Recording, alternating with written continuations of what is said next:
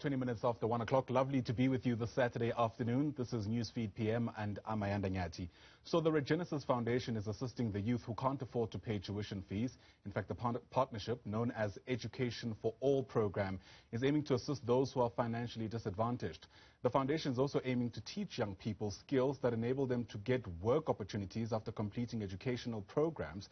The Regenesis Foundation has also brought in Sasha Laurel as one of the ambassadors who will also spearhead this initiative in some respects. She joins us for more on this conversation. Sasha, great to see you. Thanks very much indeed for making time. There are a couple of stakeholders, so before we speak about anything else, let's get that out the way. There's Play Your Part, there's the Regenesis Foundation, there's Education for All program, and there's also Brand SA. All these different groups have their own objectives. Help us understand what the collaboration is about. So thank you so much for having me. So great to be here. I think that just speaks to the importance of collaboration when trying to see to, the socio-economic status of the country with respects to poverty and our social development goals. And just the fact that, we can all make a difference if we just put our heads together on this. So I've co-created a program with Ed for All, and I'm powered by Brand South Africa, which is our nation brand. And I think it's just important, their Play Your Part program and the role it plays within South Africa, promoting active citizenship. I mean, I think we're here to change the game with regards to access to quality education because it is an internationally recognized business school. And we're here to change the game. And in doing that, we know that it positively affects the, the socioeconomic status of the country. Yeah, the target is for people who are from financially disadvantaged backgrounds. What exactly is the objective with those individuals? Because I think in part of my reading, I also came across trying to assist graduates too. Mm-hmm. So I think we need to really unpack what financially disadvantaged means, because people really look at it and think, okay, we need to earn under a certain amount. And that is really not the case to qualify for Ed for All. The objective here is to ascertain that even those with a few assets in their name who aren't as liquid as they like to be can also pursue a quality education. And in doing so, we kind of elevate that middle class as well. I think it's just so important to cater to the missing middle. And I remember it was something that it was a phrase that was thrown around a lot since 2015 when we were, among the marches for fees must fall. And of course, there's all kinds of initiatives that are being bandied about, for lack of a better term, especially around Youth Month. But it appears that for a lot of people, access remains perhaps the foremost biggest challenge. How is this particular initiative perhaps addressing that issue? I think it's very important that you touched on the why, because the why of this is critical to its success. And, it's what drives us right now. Because, we have to look at the current need rate, because I know everyone's looking at the unemployment rate, and that is important. But we need to look at the need rate among our youth, because the need rate is the kids who are not in education, not in training. And that sits above 40%. And the reason why this could be an issue and will be an issue is because the youth account for, I think, just above 65% of the populace. So South Africa is actually a really young, it's a really young nation.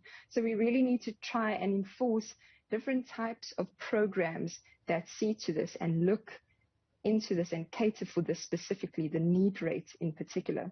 Yeah. Now, I think what really, drove me with regards to this initiative, Ayanda, is because I was there, in Fees Must Fall in 2015. It was such a difficult time because I also was not able to afford, to go to university. I was the first person in my family to even go to university. So I understand the plight of the everyday South African, because the everyday South African is looking to acquire that generational wealth, something that we've never seen before, something that we've never had before. And now we have to try and go to university to get this qualification, not for us, but for our families, for the well-being of our families, that being the generations before us and the generations after us. So it's just such a big responsibility that we have on our shoulders.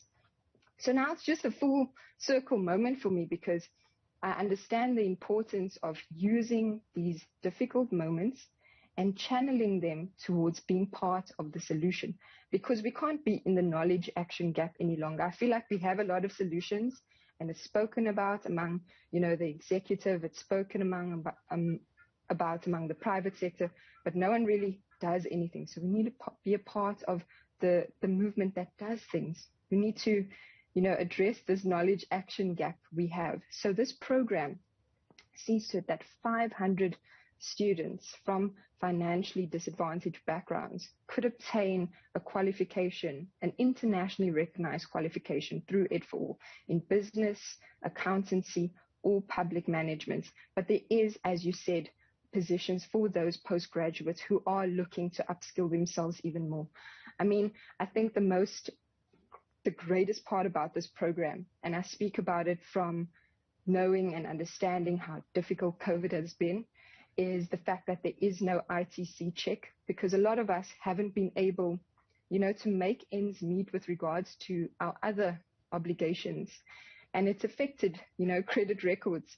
So it's important to not have that registration fee, to not have that ITC check, to not have any textbook costs, but to just have that 500 Rand a month that you will be paying towards obtaining your qualification. Yeah. In the time you have spent engaging Fees Must Fall activists, perhaps drawing from your own experience when you related to some of those protests, where do you think the gap still lies in addressing what underpins what some people are calling the youth crisis in our country? Wow. I feel we are in this multifaceted war, because there's the trauma that affects the youth, whether it be gender-based violence and certain things that occur in the home, and traumas that they've had to face with, or have been faced with when they were younger in their formative years. They now take that into trying to make a life for themselves, and that does impact them in terms of when would they graduate, because I just find it really difficult to understand that only 13% of us who are under the age of 35 have graduated. So it just speaks to the vast nature of what it is that we're facing. It's not solely just not having enough funds. It's other issues too that need to be addressed in order to ascertain that, we do make a difference and we can make a change. Yeah. Young people watching us wanting to get plugged in on this opportunity, how do they do that? Okay, so it's really easy. I've left the bio within my link. It's a link in my bio on Instagram.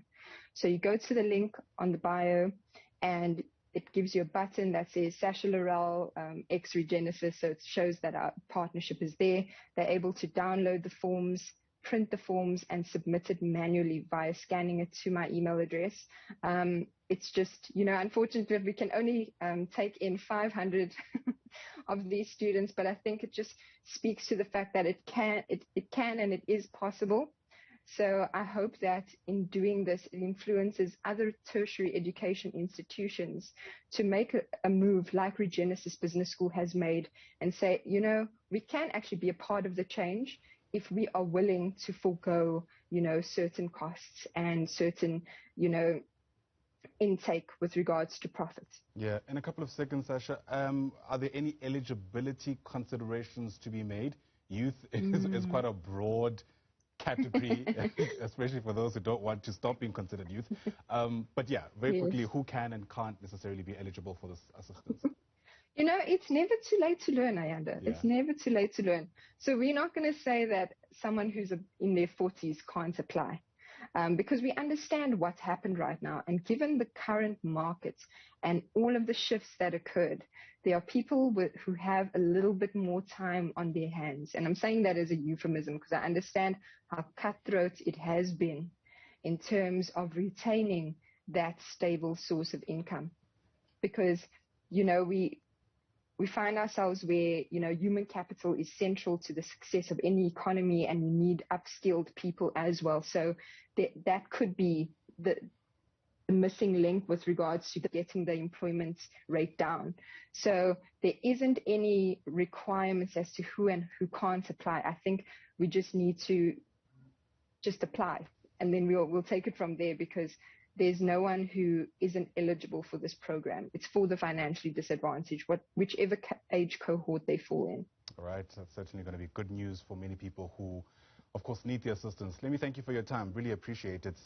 Sasha Laurel is a Play Your Part ambassador. You may also recognize her, former Miss South Africa, part of this multi-stakeholder collaboration to once again try to assist people who need the help, especially during these trying times. Sasha, thanks very much indeed once again.